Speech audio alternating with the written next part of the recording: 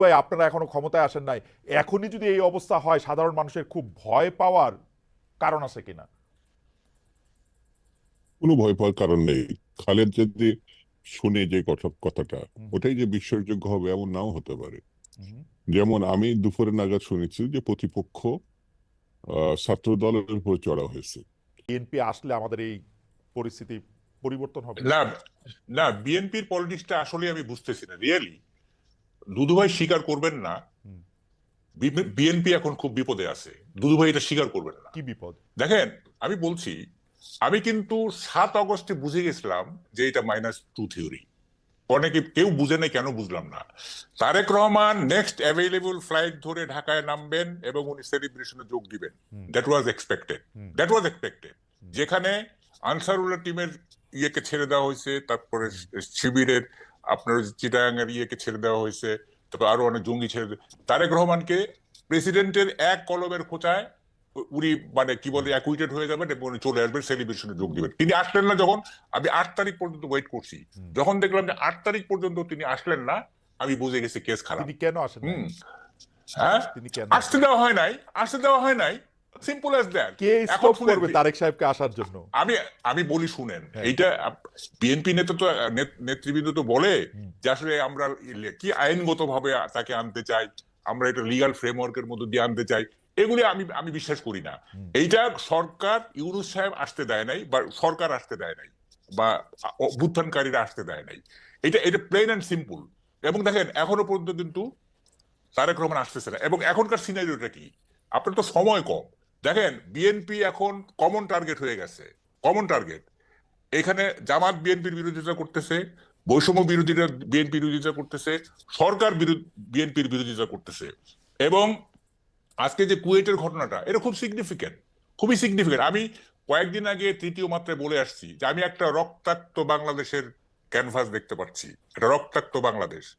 এবং সেইটা, আমার এই প্রেডিকশন ভুল হওয়ার কথা, আমার কোনো প্রেডিকশনই ভুল হয়নি, যাকগে, অত ক্রেডিট নিতে চাই না আমি। হুম, হুম। কথাটা হচ্ছে যে একটা রক্তাক্ত বাংলাদেশের দিকে এগিয়ে না যাচ্ছে। কামাল ভাই, এবং কামাল ভাই আপনি হ্যাঁ, একটা কথা, এমন একটা কথা বলছেন যেটা আপনি আসলে আগেও আপনার লেখা এটার মধ্যে ইঙ্গিত আছে, কিন্তু আমি এই কথাটার সাথে সাংঘাতিক রকমের দ্বিমত পোষণ করি। আমি মনে করি তারেক সাহেব বাংলাদেশে এখন ফিরে নাই, এটা তারেক সাহেবের চয়েস। উনি কেন ফিরতেছে না সেটা দুদুভাই কিছুটা হইলে বলতে পারবে, কিন্তু বৈষম্য বিরোধী ছাত্র আন্দোলন বা ডক্টর ইউনূস তাকে ফিরতে দিতেছে না, এই ক্লেমটার পক্ষে আপনার যুক্তিটা কি? দেশ চালাইতেছে এখন বিএনপি, প্রত্যেকটা জায়গায় চাঁদার থেকে শুরু কইরা শুনেন শুনেন সচিবদের মধ্যে বিএনপিরে সালাম না দিয়ে সচিব হইতে পারছে এখন কেউ? শুনেন শুনেন শুনেন বিএনপি কে না, আমি আমার একটা হচ্ছে যে আপনি একটু অন্যভাবে বলছেন। হুম। সরকারি সবকিছু দখল করতেছে জামাত, আর বেসরকারি জিনিস দখল করতেছে না, বিএনপি। আপনি জামাতের কাছে গেছে হচ্ছে না, স্কুল কলেজ, না, না, শিক্ষা প্রতিষ্ঠান। অন্যান্য ক্ষেত্র গেছে। যাই হোক, এখন সেটা কথা না, কথাটা হচ্ছে যে এই মুহূর্তে যদি তারেক রহমান বাংলাদেশে আসে, হুম, হ্যাঁ, হুম। তাইলে মানে উনি পুরো জিনিসটা ওনার গ্রিপে চলে আসবে, হোল নেশন তার পিছনে চলে যাবে। তারপরও কেন উনি আসতেছেন না? কি কারণে? না, হোয়াট ইজ উনার দ্য লজিক ইচ্ছা, বিহাইন্ড ইট? উনার ইচ্ছা, লজিক আছে, না, না, না, লজিক না, আছে। না, এটা দুদুভাই কি লজিক? দুদুভাই দুদুভাই আমার লজিক আমি দেই। তারেক সাহেবকে 15 বছর উনি ক্ষমতায় ছিল না, উনার অনেক ডার্টি লন্ড্রি জমছে, এইগুলি উনার পরিষ্কার করে তারপর উনি আসবে।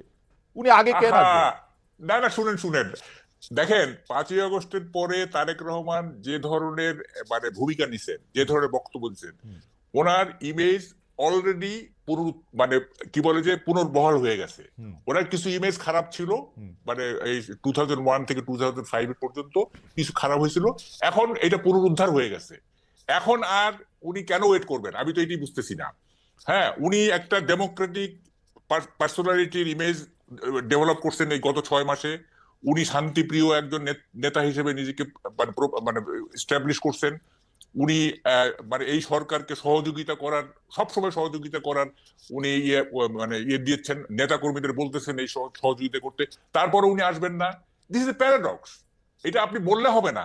দেখেন, আমি ডাকসুর ডিবেট চ্যাম্পিয়ন, আমাকে উল্টাপাল্টা লজিক দিলে কিন্তু আমি পারবো না। আচ্ছা হ্যাঁ, বাউকাল ভাই, আপনার লজিক আমার কাছে অসাধারণ লাগছে। আমি এটা একটু দুদুভাইয়ের কাছে জিজ্ঞেস করি।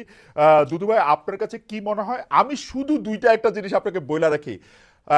মাহকাল ভাই, এই পর্যন্ত সরকার আসার পরে যা কিছু হয়েছে বিএনপি চায় না এরকম কোনো কিছু না। আমি খালি আপনার মনে করা দিতে চাই, এই বৈষম্য বিরোধী ছাত্রদের আন্দোলনের মধ্যে এটা হয়েছে, তারা প্রেসিডেন্টের সরাতে চাইছিল, পারে নাই। তারা সংবিধানের প্রোক্লেমেশন দিতে চাইছিল, পারে নাই, কারণ বিএনপি চায় নাই। আওয়ামী লীগের নিষিদ্ধ করার প্রশ্নে বিএনপি চায় নাই বলে তারা এটা করতে পারে নাই। বিএনপি এখন মানে কি বলে ডিফেক্টো ক্ষমতায়। তারেক সাহেব যেদিন ইচ্ছা দিনে আসতে পারে। তারেক সাহেবের বক্তব্য মানে কি বলে আগে বিসমিল্লাহ পরে সুবহানাল্লাহ পয়রা প্রচার করা হইতেছে সবগুলি সরকারি জায়গায়। আমি তো এরকমই দেখতেছি যে তারেক সাহেব অলরেডি ইন পাওয়ার। যাই হোক, আমি দুদু ভাইয়ের কাছে একটু জিজ্ঞেস করি, দুদু ভাই তারেক সাহেব আসে না কেন? সরকার তাকে আসতে দেয় না, বৈষম্য বিরোধী ছাত্র আন্দোলন তাকে আসতে দেয় না। কামাল ভাই অনেক বড় সাংবাদিক, অনেক বড় থিঙ্কার এবং অনেক বিচক্ষণ ব্যক্তি। তো সেই হিসাবে কামাল ভাই যেসব কথাগুলো বলেছেন, গণতন্ত্রের একটা সৌন্দর্য আছে। আমি একাও যদি একটা বিষয় ভাবি, সেটা আমি বলতে পারি, ভাবতেও পারি, চিন্তাও করতে পারি। তো সেটা আমার মনে হয় না যে ডিফার করার কিছু আছে। তবে এতটুকু বলি যে তিনি যে কথাগুলো বলেছেন, আমি জানা মতে এ পর্যন্ত আর দ্বিতীয় কোনো আমাদের শুভানুধ্যায়ী বা আমাদের ভালোবাসার মানুষ আর কেউ এই কথাগুলো বলেছে যে বৈষম্য বিরোধীরা তাকে আটকাইছে, সরকারের টপমোস্ট ডক্টর ইউনূস তাকে বাধা দিছে। এই কথাগুলো বোধহয় আপনার অনুষ্ঠানে যদি না আসতাম আর কামাল ভাইয়ের কথাগুলো না শুনতাম, তাহলে আমার একটা গ্যাপ থেকে যেত। এরকম কথাও তাহলে কেউ কেউ ভাবছে যে তিনি এই বাধার কারণে তিনি আসতে পারছেন না। এটা আমার কাছে মনে হয়েছে।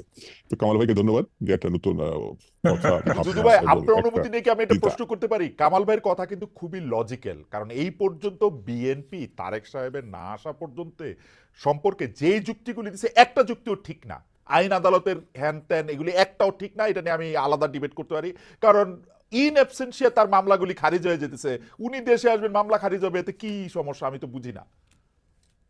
আমি আমি তো আমার মনে হয় যে এই এই 1 মিনিট বা 1.5 মিনিটের মধ্যে যে কামাল ভাইকে আমি সমালোচনা করছি বা কোনো শব্দ ব্যবহার করছি, এটা তো মনে হয় না। না, ঠিক একবারও বেঠিকও না, বলি না। একবারও না। আমি এতটুকুই বলছি যে এটা গণতন্ত্রের সৌন্দর্য, এটা ভাবতেই পারে, বলতেও পারে। সত্য মিথ্যা আগামী দিনে এটা নির্ধারণ হবে, এখনই এটা ঠিক করা দরকার নেই। আর 2 নম্বর হচ্ছে বিএনপির পক্ষ থেকে যেটা বলছে, উনি আমাদের এই মুহূর্তে বিএনপির সর্বোচ্চ নেতা। কিছু কিছু ব্যাপারে তো তার নিজস্ব কিছু সিদ্ধান্ত থাকতে পারে। সব সিদ্ধান্ত সবার সঙ্গে আহ, একেবারে ভেঙে তারপরে সিদ্ধান্ত নিতে হবে এমন কথাও নাও থাকতে পারে, কিন্তু সর্বোচ্চ নেতা। তো তিনি, আমার মনে হয় এই জিনিসগুলো দেখছেন না, বুঝছেন না, জানছেন না, এটা আমার মধ্যে ঠিক না। এবং তিনিও ফিল করছেন, এই যে যেটা কামাল ভাই বললেন যে তার সম্বন্ধে কিছু নেগেটিভ কথা ছিল, ধরেন 2 থেকে 5 পর্যন্ত, সেটি এখন শুধু মানুষ অবিশ্বাসই করে না, সেটা কাটিয়ে তিনি জনপ্রিয়তা, আমি বলবো আমার নেতা বলে বলছেন, যতগুলো বিবৃতি, বক্তব্য, উপস্থাপনা সবগুলোই গ্রহণযোগ্য পর্যায়ে তিনি নিয়ে গেছেন। তার গ্রহণযোগ্যতা যে পর্যায়ে এখন বর্তমানে, এটা কামাল ভাই নিজেও হুম, বলেছেন, আমি তার সঙ্গে এটা একমত। তো আমার এই ক্ষেত্রে বক্তব্য, কেন আসছেন না, হুম, হুম। একটু অপেক্ষা করি আমরা। আছে না কিছু জিনিস তো প্রধান নেতার হাতে ছেড়ে দিলাম, তবে আমার দৃঢ় বিশ্বাস তিনি খুব অল্প সময়ের মধ্যেই আবার এই দেশে ফিরে আসবেন। আচ্ছা, এটা আমি আমার ব্যক্তিগত মতামত। মাহবুব কামাল ভাই নিশ্চয়ই হ্যাঁ এখানে আমি আমি এখানে না, বলবেন। কামাল ভাই, আমি হ্যাঁ আমি হ্যাঁ কি ওই যে ইয়াটা পড়ে নিব একটু, ওই যে জরিপটা, আমরা একটা জরিপ চাইছিলাম, যে দর্শকদের কাছে একটু জিজ্ঞেস করছিলাম যে এটা নিয়ে আসলে আপনার বক্তব্য স্পষ্ট, যে নির্বাচন আমরা কিরকম চাইতেছি, কিন্তু আমরা দর্শকদের কাছে জানতে চাইছিলাম যে জাতীয় নির্বাচন দেরি হইলে দেশের সমস্যা বাড়তে থাকবে। বিএনপির ভারপ্রাপ্ত চেয়ারম্যান তারেক রহমান এরকম একটা মন্তব্য করেছেন, এই মন্তব্য সমর্থন করেন কিনা। শতকরা 36% এই মন্তব্য সমর্থন করেছেন, শতকরা 64% এই মন্তব্য সমর্থন করে নাই। 58,000